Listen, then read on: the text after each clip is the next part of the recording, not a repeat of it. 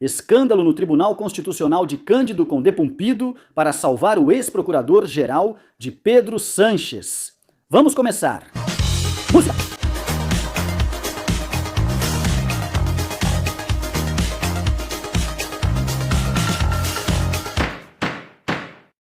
Olá a todos e bem-vindos a uma nova edição de Medidas Cautelares. E muita atenção para o novo escândalo. O que está acontecendo no Tribunal Constitucional de Cândido Condé-Pumpido. Aproveitando que estamos, obviamente, muito entretidos com o julgamento do Tribunal Supremo sobre o esquema Coldo.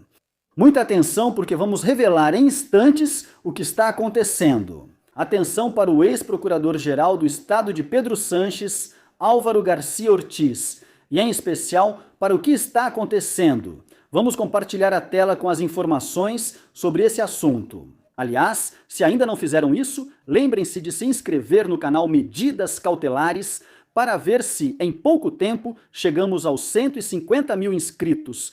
Claro, com o apoio de vocês. E já temos na tela a informação, e o que vocês devem estar se perguntando é quem está agora mesmo nessa fotografia. Alguns já a conhecem, para os outros apresento a vocês. É a magistrada de esquerda do Tribunal Constitucional, Maria Luísa Segoviano.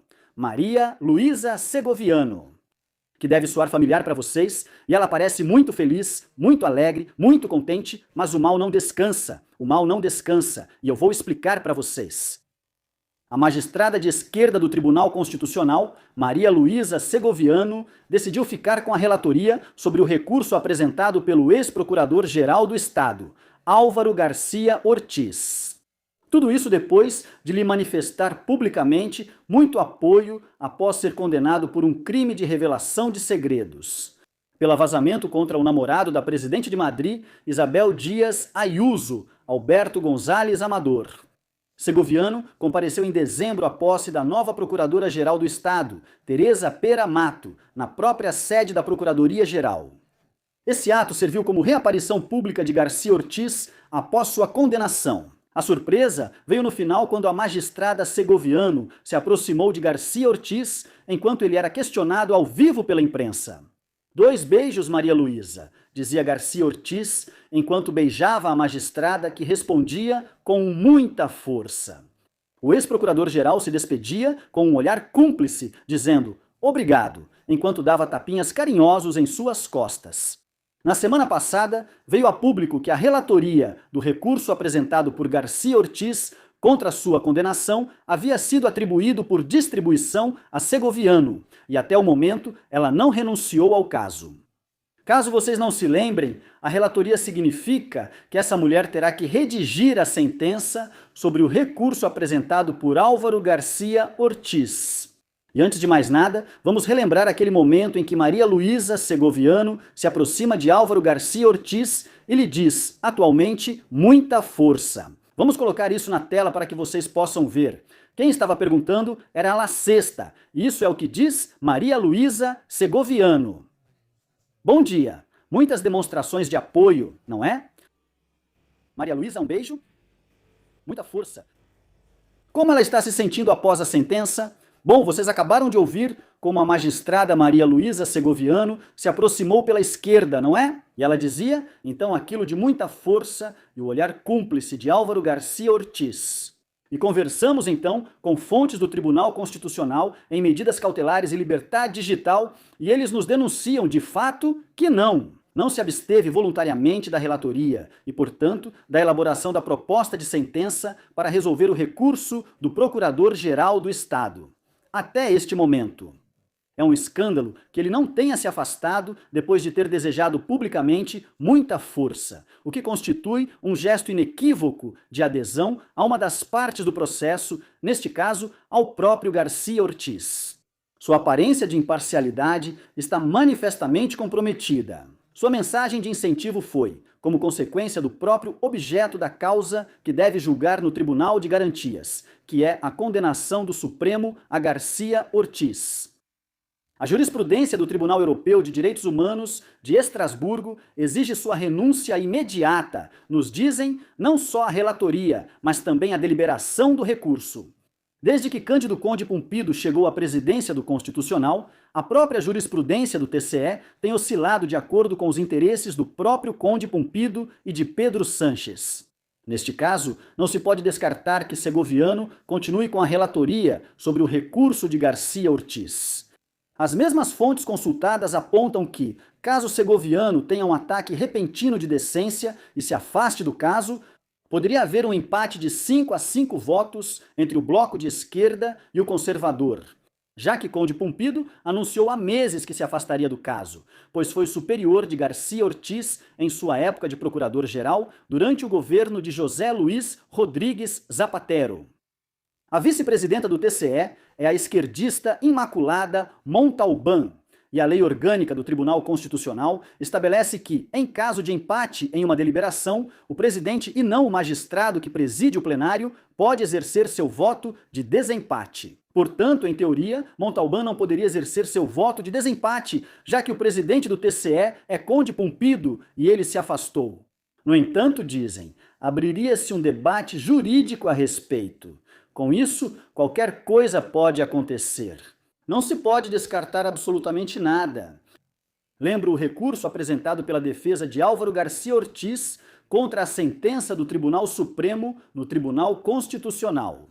Apresentado pela Advocacia do Estado, que todos pagamos e atuou em sua defesa. O Ministério Público também atuou como advogado de defesa de Álvaro Garcia Ortiz. Vamos discutir o recurso apresentado pela Advocacia do Estado em nome de Álvaro Garcia Ortiz. E alega nesse recurso que foram violados os direitos fundamentais de Garcia Ortiz, como a presunção de inocência. E destaca no recurso que o objetivo que o então procurador-geral buscava era desmentir informações confusas, o que, segundo sua defesa, representa uma finalidade institucional legítima. Dessa forma, destaca que se trata de um assunto de grande interesse público e que buscava desmentir graves acusações que, segundo o recurso, afetavam negativamente o Ministério Público. O presente recurso também critica o tribunal presidido pelo magistrado Andrés Martínez Alrieta, ao qual atribui uma avaliação irracional e arbitrária dos indícios. Escolhendo, entre as versões possíveis, diz o recurso de Garcia Ortiz, a mais prejudicial para ele, e desconsiderando os testemunhos daqueles jornalistas que isentaram o então procurador-geral de Pedro Sanches de ser sua fonte. Pois é assim que as coisas estão, não podemos perder nada, porque aqui, assim que você se distrai e foca só em um assunto, por trás estão aprontando em outro lugar, e foi isso que aconteceu no Tribunal Constitucional. Você se concentra em outro assunto, e de fato, enquanto estamos falando do julgamento do caso Coudo, no Tribunal Supremo, no Tribunal Constitucional, Cândido Conde Pumpido, o governo de Pedro Sanches está tentando manobrar para salvar Álvaro Garcia Ortiz, que foi procurador-geral de Pedro Sanches. Como eu contei para vocês ontem, a partir de agora, vamos começar a responder dúvidas que vocês colocarem, que vocês me colocarem nos comentários.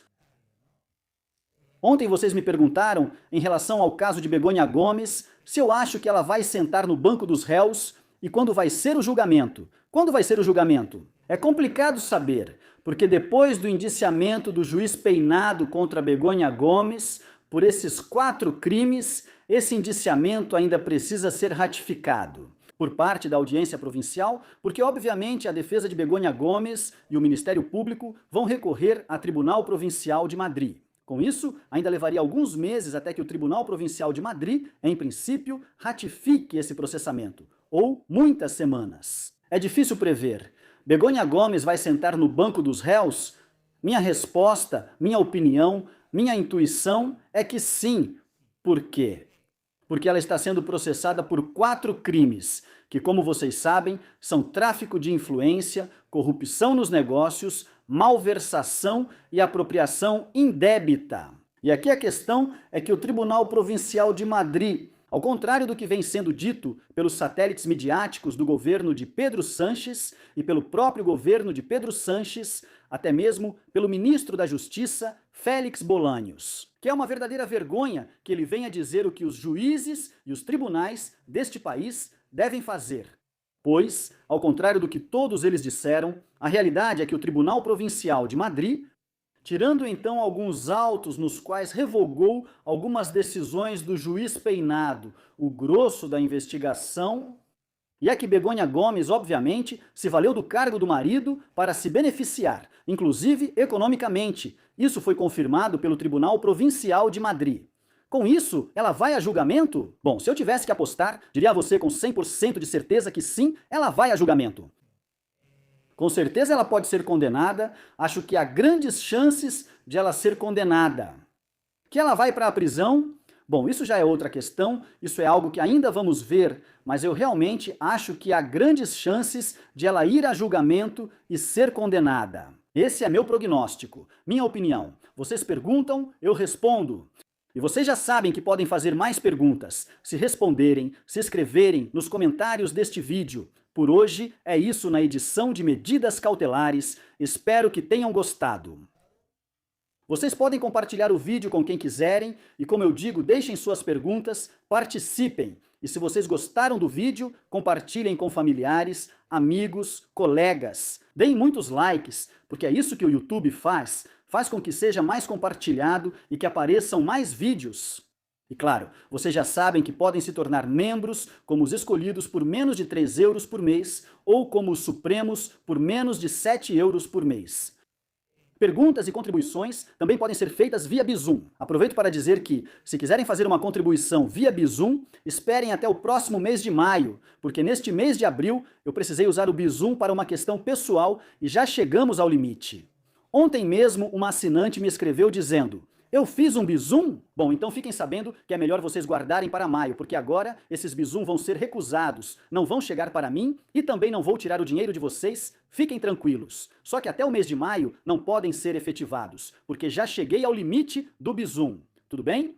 Ou seja, guardem suas contribuições para o mês que vem, se quiserem, e aí sim vocês podem fazer as contribuições via Bizum. O que vocês podem fazer neste mês, claro, e até hoje mesmo, se ainda não fizeram, é se tornarem sócios, como eu digo, como os escolhidos e como os supremos. O principal, como sempre digo, é que essa informação alcance todos, pois informação é poder. Até breve!